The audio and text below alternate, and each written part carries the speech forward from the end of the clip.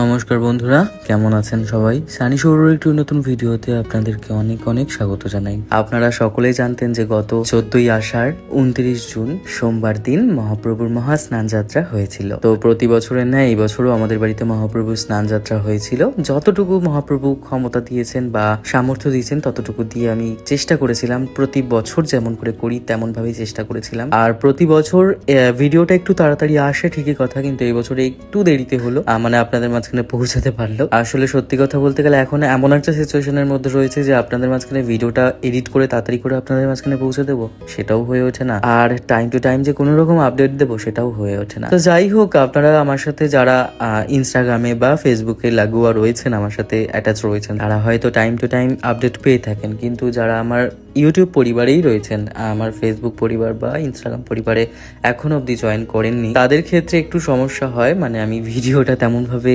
খুব চটজলদি দিয়ে উঠতে পারি না যেরকম আগে হতো। দিনের দিন বা দিনের পরের দিনের মধ্যে আমি ভিডিও আপনাদের মাঝখানে তুলে ধরতাম, এখন একটু সময় লাগছে, তার জন্য আমাকে ভীষণভাবে ক্ষমা করে দেবেন, কারণ সত্যিই পেরে উঠছি না। তো আজকে সম্পূর্ণ ভিডিওটা নিয়ে এলাম আপনাদের মাঝে। আর আপনারা স্নান যাত্রার ভিডিওটা তো খুব ভালোবাসা দিয়েছেন, দেখেওছেন। আমি খুব ছোট্ট করে দিয়েছিলাম সম্পূর্ণ স্নান করানোর ভিডিওটাতে, রিলসের মাধ্যমে দিয়েছিলাম, আপনারা ভালোবাসা দিয়েছেন। আমি রেসপন্স সেরকম ভাবে করতে পারিনি কমেন্টের, তার জন্য আমাকে ক্ষমা করবেন। আমার এরকমটা হয় না, আমি চেষ্টা করি সবসময় আপনাদেরকে রেসপন্স করার, সেটা নেগেটিভ পজিটিভ যেই কমেন্টই হোক না কেন। তো যাই হোক, আজকের লং ভিডিওটা নিয়ে এলাম, আপনারা একটু ধৈর্য ধরে বসবেন। আজকের ভিডিওটা আপনাদের হয়তো ভালো লাগতে পারে, জানি না কতটা ভালো লাগবে, কিন্তু আপনারা রিলসের মাধ্যমে আমি একটা জিনিস দেখেছি যে রিলসের কমেন্ট সেকশনে কিন্তু বলেছেন বারবার করে, দাদা লং ভিডিওটা কবে আসবে। তো ফাইনালি আজকে নিয়ে চলে এলাম, আপনারা একটু ধৈর্য ধরে বসুন। আর স্নান পর্বটা কেমন ভাবে করছি না করছি আমি চেষ্টা করবো আপনাদের মাঝখানে বুঝিয়ে বলার, আর কি কি ভোগ দিলাম স্নান যাত্রার দিনকে। 14ই আষাঢ় 29 জুন মহাপ্রভু যে স্নান যাত্রা ছিল, কি কি ভোগ দিতে পারলাম মহাপ্রভুকে, চেষ্টা করবো সবটা দেখানোর।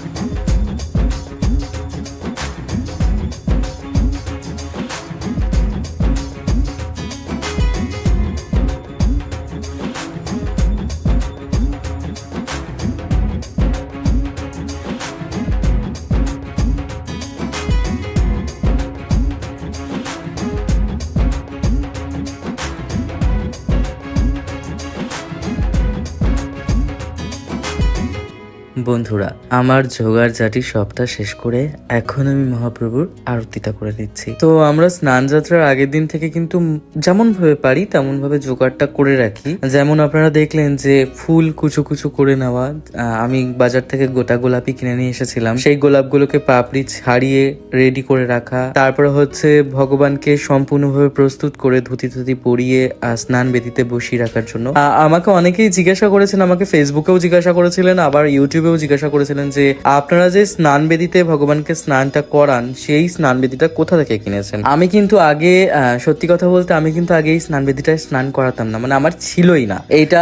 তবে এটা আমার গত 2-3 বছরের বেশি হয়েছে আমি ব্যবহার করছি। আর এটা আমি গ্রাম থেকে নিয়ে এসেছিলাম, আমার এক মামারকে বলে তারা আমাকে দিয়ে গেছিল এটা। আর এটা হচ্ছে আপনারা গ্রামে দেখতে পাবেন যে যারা গ্রামে থাকেন ধান সেদ্ধ করার কাজেও লাগে এটা, আবার অনেকে গুড় জাল দেওয়ার ক্ষেত্রেও কাজে লাগে। তো এটাকে ডোঙা বলে কি ডোঙাট বলে আমি ঠিক বলতে পারবো না, তবে এটা কিন্তু ওই পারপাসে ইউজ হয়। আর এটা অনেক জায়গাতেই মহাপ্রভুকে স্নানবেদী হিসাবে ব্যবহার করানো হয়, যাতে জলটা একত্রিত এক জায়গায় থাকে, সেই ক্ষেত্রে আমিও এটাকে ব্যবহার করি। তো যাই হোক, ভগবানকে স্নান বেদিতে রেডি করে বসিয়ে দিয়েছিলাম আমার ছোট জগন্নাথ বড় জগন্নাথ সকলকে। আমিও প্রস্তুত করে নিয়েছিলাম সম্পূর্ণ কলসি টলসি গুছিয়ে। তবে স্নানের জলটা সকালবেলা প্রস্তুত করেছিলাম। আর হ্যাঁ, মালাটা আমি প্রত্যেকবারই গাঁথি। স্নানের জলে আপনারা যেটা জিজ্ঞাসা করেন, খুব কমন একটা প্রশ্ন থাকে যে স্নানের জলে কি কি ব্যবহার করেন। তো ভগবানের স্নানের জলে আমি অনেক কিছুই ব্যবহার করে থাকি, যেমন হচ্ছে দুধ, গঙ্গা, ঘি, মধু, শর্করা। এই পঞ্চামৃত তো অবশ্যই থাকে। শর্করা মিন্স হচ্ছে চিনি, শ্বেত চন্দন, গোপী চন্দন, কুমকুম গোলা জল, হলদি গোলা জল, লাল চন্দন, তারপরে হচ্ছে নর্মাল গঙ্গা জল, আলাদা করে দুধ, আলাদা করে চিনি, আলাদা করে ঘি, আলাদা করে মধু, আলাদা করে দই। আমি সবটা আলাদা আলাদা করেই ঢালি, এতে করে কলসিটা অনেক অনেক হয়, মানে ঘটির জায়গায় পাত্রগুলো আলাদা আলাদা করে অনেক অনেক হয়। হ্যাঁ, ডাবের জল, তারপরে হচ্ছে আরো আখের রস, আম রস, তারপরে বেদানার রস, মিক্স ফ্রুট রস, তারপরে আরো অনেক কিছুই থাকে। আমার ঠিক মনে পড়ছে না এই সময় ভয়েস ওভার দেওয়ার সময়, আমাকে এখন দেখে দেখে মনে করতে হবে এরকম একটা বিষয়। তো যাই হোক, অনেক কিছুই দিয়ে থাকি। তারপরে হচ্ছে আমাদের স্নানের শেষে পিষ্টক আরতি থাকে। তারপরে আমাদের একটা বাটা ইউজ হয়, যেটা হচ্ছে তিল, সাদা তিল বাটা। তারপর হচ্ছে একটা গুঁড়ো ডাস্ট একটা ব্যবহার হয়, চালের গুঁড়ো, তার মধ্যে কুমকুম থাকে, হলদি থাকে, সবকিছু মিক্স করে একটা গুঁড়ো ব্যবহার করা হয়। তো যাই হোক, আপনারা দেখতে থাকুন, ভিডিওটা ভালো লাগবে। কেমন?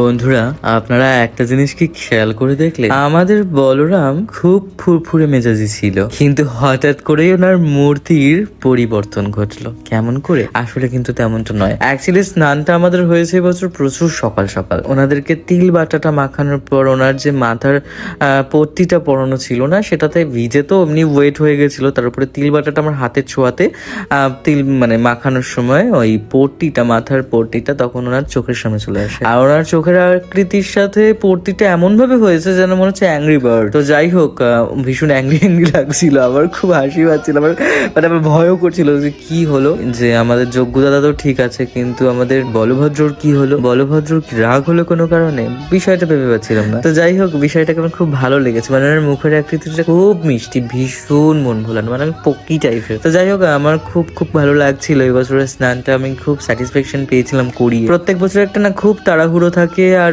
খুব মানে কি বোঝাবো আপনাদেরকে, আমি বোঝাতে পারছি না বলে, হয়তো যে স্নান করানোর সময় একটা যেন হজগোল ব্যাপার হয়ে যায়, যে এটার পর এটা সেটা তাড়াহুড়ো, কারণ এরপরে ভোগ দিতে হবে ওনাদের সামনে, এই ব্যাপারটা। তো যাই হোক, আমি খুব ভালোভাবে স্নানটা করেছিলাম ওনাদেরকে, আর আপনারা হয়তো দেখে ভিডিওটা খুব ভালো লাগছে, আমার বিশ্বাস এটা। এখন অব্দি কারা কারা আছেন কমেন্ট সেকশন কিন্তু আপনাদের জন্য ওপেন থাকে সবসময়। এতদিন পর এত পরে ভিডিও দিচ্ছি, এতদিন পর এত সময় নিয়ে ভিডিও দিচ্ছি, কতজন দেখবেন আমি সত্যিই জানি না। তবে আমি এটা আপনাদের কাছে এটা অনেকভাবে ভীষণভাবে আশাবাদী যে স্নান যাত্রার ভিডিওটা আপনারা দেখবেন, কারণ গত বছরের ভিডিওটা আপনারা এখনো দেখছেন, কমেন্ট সেকশনে এখনো কমেন্ট আসছে। আর হ্যাঁ, রথের ভিডিওটা কিন্তু আপনারা দেখবেন, কারণ রথে আমার প্রত্যেক বছরই জানেনই তো যে রথের আমি কেমন সাজালাম, কেমন ভাবে ভোগ নিবেদন করলাম বা কি ভোগ করলাম রথের প্রথম দিনটা। এই 9 দিনের যাত্রার মধ্যে প্রথম দিনটা আমার কাছে ভীষণ ভাবে একটা চ্যালেঞ্জিং এর ব্যাপার থাকে, যে প্রথম দিনের ব্যাপারটা ওই ভোরবেলা উঠে সবটা করা, সবটা সাজানো, সবটা গোছানো, কিভাবে প্রস্তুত করবো, তারপরে 9টা দিন তো আলাদা বিষয়। কিন্তু দুঃখের বিষয় কি জানেন বন্ধুরা, এই বছরে না আমরা না কীর্তনের দলটা পাইনি। আমরা যে ছোট করে যে মানে অনুষ্ঠানের দিনকে কীর্তনটা দিয়ে থাকি না রথযাত্রার দিন, সেই কীর্তনালাদের আমি আর এই বছর হায়ার করতে পারলাম না। আমি চেষ্টা করেছিলাম অনেক রকম ভাবে, কিন্তু ওনারা অলরেডি বুকড, তো যার জন্য আমি ওনাদেরকে পেলাম না। আমার খুব একটা কষ্ট লাগছে যে কি করব। তারপরে ভাবলাম যে দূর, মহাপ্রভু চাইলে আমরা নিজেরাই কীর্তন করে দেবো, ওনাদের কাছে নিজেরাই ভজন গেয়ে শোনাবো। তো না পেলে একান্তই ভরসা আমার নিজের গলা, আর কি চিৎকার করে গাইতে হবে। চিৎকার না, ভজন গাওয়া খুব শান্তির একটা বিষয়, আমি গাইও, ভালোও লাগে বেশ। আর অনেক রকমের গান আছে, ওই যে যেমন ওই গানটা, এখনো সে বৃন্দাবনে বাঁশি বাজে রে, কালার বাঁশি শুনে বনে বনে ময়ূর নাচে রে, এখনো সে বৃন্দাবনে বাঁশি বাজে রে।